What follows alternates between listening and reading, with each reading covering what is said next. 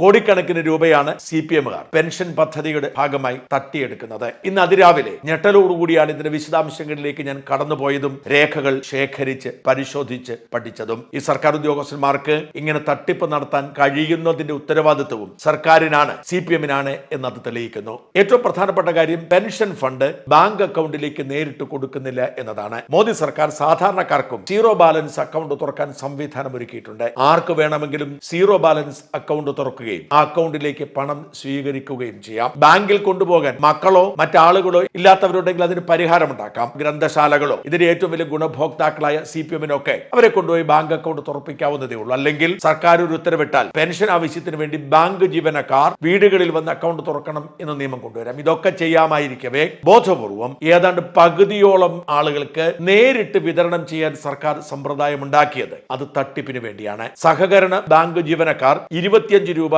ഈടാക്കിക്കൊണ്ട് വീടുകളിൽ കൊണ്ട് നേരിട്ട് കൊടുക്കുന്നു എന്നാണ് വൈപ്പ്. വാസ്തവത്തിൽ ഇത് വലിയ തട്ടിപ്പിന് വേണ്ടിയുള്ള ഒരു വഴിയായി മാറ്റിയെടുത്തതാണ്. സഹകരണ ബാങ്ക് ജീവനക്കാരല്ല, പാർട്ടിക്കാരാണ് കൊണ്ടു കൊടുക്കുന്നത്. എനിക്ക് നേരിട്ട് ഞങ്ങളുടെ നാട്ടിലെ ചില കാര്യങ്ങൾ വ്യക്തമായി അറിയാം. ഇനി അതിന് മറ്റൊരു വശം കൂടിയുണ്ട്. ഈ പണം കൊണ്ട് കൊടുക്കുമ്പോൾ അതിന്റെ ഒരു വിഹിതം ഇവർ കൈപ്പറ്റും, അല്ലെങ്കിൽ മനസ്സോടെ കടമെന്ന് പറഞ്ഞു കൊണ്ടുപോകും, തിരിച്ചു കൊടുക്കില്ല.